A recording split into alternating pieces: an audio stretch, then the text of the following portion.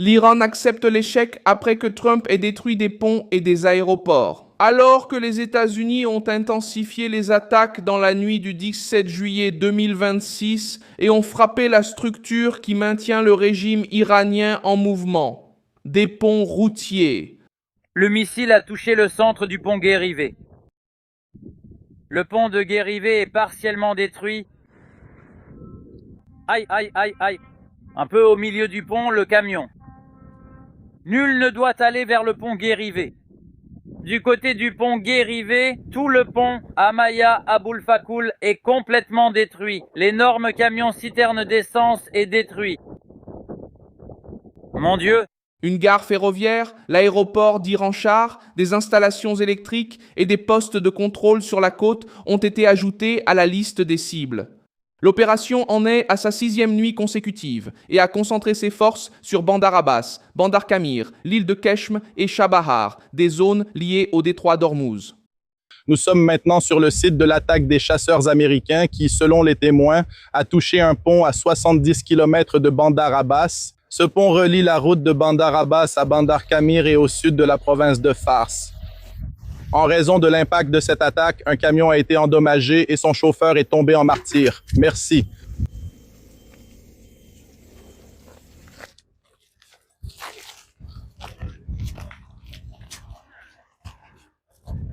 L'objectif de Washington est de couper les routes militaires, d'affaiblir le contrôle iranien sur le passage du pétrole et de forcer Téhéran à reculer. Le résultat est déjà visible à l'intérieur des villes. Le ministère de l'énergie iranien a demandé une réduction de la consommation d'électricité pendant les périodes de chaleur dépassant 49 degrés Celsius, tandis que les habitants du Sud faisaient face à des coupures et à des dommages sur le réseau. Le régime, après avoir menacé de fermer le détroit d'Ormuz, tente désormais de maintenir les ponts, les ports, les trains et l'électricité en fonctionnement. Donald Trump avait prévenu que les ponts et centrales électriques seraient visés si l'Iran ne revenait pas négocier. Avant même la date annoncée, la campagne a commencé à viser les routes utilisées pour approvisionner la côte et soutenir la pression iranienne dans le détroit.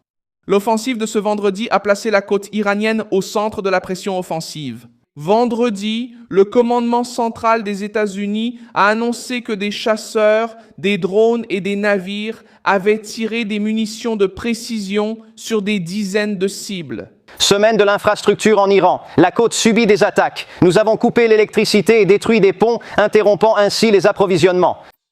Les médias iraniens rapportent que leur principale gare ferroviaire a explosé. Cette gare transporte plus de 100 millions de tonnes par an depuis le détroit. Elle envoie également du pétrole vers la Chine. Et ce n'est pas tout. Hier soir, nous avons détruit des postes de commandement, des défenses, des missiles, des drones et des systèmes de surveillance sur toute la côte, frappant même des cibles à l'intérieur des terres, près de la capitale. La région choisie n'a pas été sélectionnée au hasard. Bandar Abbas abrite le plus grand port iranien, ainsi que d'importantes installations de la marine et des gardiens de la révolution. L'île de Kashkin est située face à l'une des routes commerciales énergétiques les plus sensibles au monde. En frappant ces points, Washington tente de réduire la capacité de l'Iran à surveiller, menacer et bloquer les navires.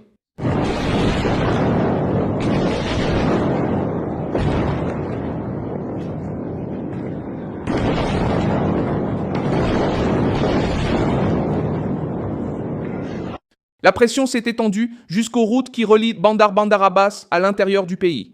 La presse iranienne a rapporté que 5 ponts ont été touchés, ainsi que la gare ferroviaire de Bandar Kamir. Au moins 7 personnes sont mortes lors des attaques contre les ponts, selon l'agence de presse officielle iranienne IRNA. L'Associated Press a estimé que les frappes semblaient avoir été planifiées pour compliquer la liaison entre le principal port iranien et les régions centrales du pays, y compris la route vers Téhéran. Iran-Shah est également apparu sur la carte. La télévision d'État iranienne a rapporté des explosions près de l'aéroport et a confirmé qu'au moins un projectile américain avait touché l'installation. Chabahar a subi une nouvelle attaque et une tour utilisée pour surveiller le trafic portuaire s'est effondrée selon la presse d'État. Le site se trouve dans le golfe d'Oman et abrite également la présence des gardiens de la Révolution. Le réseau électrique a mis en lumière un nouveau revers. Le ministère de l'énergie iranien a reconnu des attaques contre les infrastructures énergétiques et a demandé aux habitants des provinces du sud de réduire leur consommation. Cet appel est intervenu alors que la chaleur extrême augmentait la demande et que Bandar Abbas connaissait des pannes après des dommages sur les lignes et les équipements. La recommandation de éteindre les climatiseurs pendant les périodes de pointe a montré que la guerre entrait dans la routine de la population. Téhéran a tenté d'utiliser la souffrance des civils pour accuser Washington, mais n'a pas réussi à cacher que son infrastructure était devenue vulnérable et que le gouvernement avait perdu la marge de manœuvre pour soutenir la consommation, la défense et la logistique en même temps. L'Iran perd de la liberté sur les routes et rencontre également des obstacles pour exporter du pétrole et recevoir des cargaisons dans ses ports. L'impact a également atteint le Qatar. Des sirènes ont retenti à Doha lors de l'attaque iranienne et les défenses aériennes ont intercepté les projectiles. Le ministère de l'Intérieur du Qatar a indiqué qu'un enfant avait été blessé par des éclats. L'épisode pèse encore plus lourd car le Qatar abrite la base aérienne d'Al Udeid, l'une des installations américaines les plus importantes au Moyen-Orient, et participe aux tentatives de médiation. L'Iran a justement frappé une nation qui travaillait à ouvrir un espace diplomatique. La riposte iranienne a également visé des installations liées aux États-Unis, au Koweït et à Bahreïn, augmentant ainsi le risque pour les civils et les services essentiels. Au Koweït, une attaque iranienne a endommagé une installation d'énergie et de dessalement d'eau. Le gouvernement local a maîtrisé l'incendie et a commencé à évaluer l'étendue des dégâts. Dans une région désertique, toucher une station de ce type met l'approvisionnement de base en danger. L'Iran tente de répondre aux attaques américaines en exerçant une pression sur les alliés de Washington. Mais chaque nouvelle action contre une nation voisine renforce l'argument de Trump selon lequel Téhéran menace la sécurité régionale et la navigation commerciale. La possibilité d'une action terrestre a commencé à être discutée par des analystes, mais il n'y a pas d'annonce officielle d'invasion. Le vétéran de l'armée, Stephen Hittondale, a estimé une chance entre 10 et 20 et a affirmé que les forces américaines déjà positionnées dans la région permettraient une décision rapide.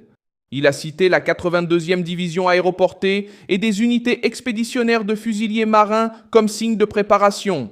Quelle serait la probabilité en pourcentage qu'une opération terrestre ait lieu? D'après ce que nous voyons maintenant? Je dirais faible, très faible, peut-être 10 ou 20%. D'accord, c'est bien. Oui, c'est vrai, mais attends un peu. C'est tellement mauvais. Je ne crois pas avoir dit 21 sur 5 chances qu'une opération terrestre ait lieu. D'accord, c'est une chance sur 10. 1 sur 10, c'est encore trop, non? Ça montre la situation. Mais le problème, Mario? Le problème, c'est que nous aurons très peu de préavis si une opération terrestre est imminente. Beaucoup de forces sont déjà sur le théâtre des opérations et les unités de guerre électroniques sont déjà en position. Ils peuvent rapidement déplacer davantage de forces depuis les États-Unis continentaux vers le Moyen-Orient, mais les forces terrestres actuellement présentes au Moyen-Orient sont déjà nombreuses. Il y a déjà beaucoup de monde là-bas.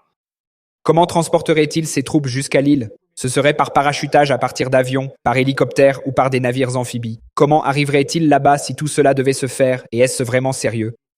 Cela dépend de la situation sur le terrain. Nous ne saurons rien tant que cela ne se produira pas. Mais techniquement, les États-Unis peuvent choisir toutes les options évoquées. Ce n'est pas un souci pour les États-Unis. La différence maintenant réside dans la rapidité de l'escalade. D'abord, il y a eu des attaques contre les systèmes de défense, les missiles, les drones et la surveillance côtière. Ensuite, ce furent les ponts, les chemins de fer, l'aéroport, l'énergie et le contrôle portuaire. Le gouvernement américain affirme qu'il cherche à dégrader les capacités militaires utilisées contre les navires commerciaux. En pratique, l'opération isole également des points stratégiques et réduit les options du régime sur la côte. Téhéran doit défendre le détroit d'Ormuz, maintenir le commerce, rétablir l'énergie, protéger les ports et répondre militairement, tout cela sous blocus. Le régime promet encore d'intensifier les attaques, mais sa réponse révèle l'ampleur de la pression. Des missiles ont été envoyés contre des bases et des installations américaines dans des pays voisins. Pendant que le sud de l'Iran lui-même faisait face à des routes coupées, une gare touchée, un aéroport endommagé et un manque d'électricité. La propagande parle de résistance jusqu'au bout. La réalité montre une structure en train d'être démantelée et le littoral sous surveillance américaine. Téhéran peut encore choisir la négociation avant que les États-Unis n'élargissent leurs cibles. Trump a déclaré qu'il laisserait les installations énergétiques pour une étape ultérieure, mais les attaques ont déjà touché des équipements électriques et des lignes de transmission. La prochaine décision du régime sera prise avec moins de routes, moins de liberté maritime et une population sous pression à cause de la chaleur et des coupures de courant. Alors que les dirigeants iraniens répètent leurs menaces, des équipes travaillent à restaurer les ponts, l'électricité et les accès qui soutenaient la présence du régime dans le détroit d'Ormuz. Merci beaucoup d'avoir regardé cette vidéo jusqu'à la fin. Soutenez notre projet et contribuez financièrement via la clé Pix qui apparaît à l'écran. Nous sommes une chaîne indépendante qui a pour mission de vous informer en toute vérité. Votre contribution nous aide à continuer d'exister.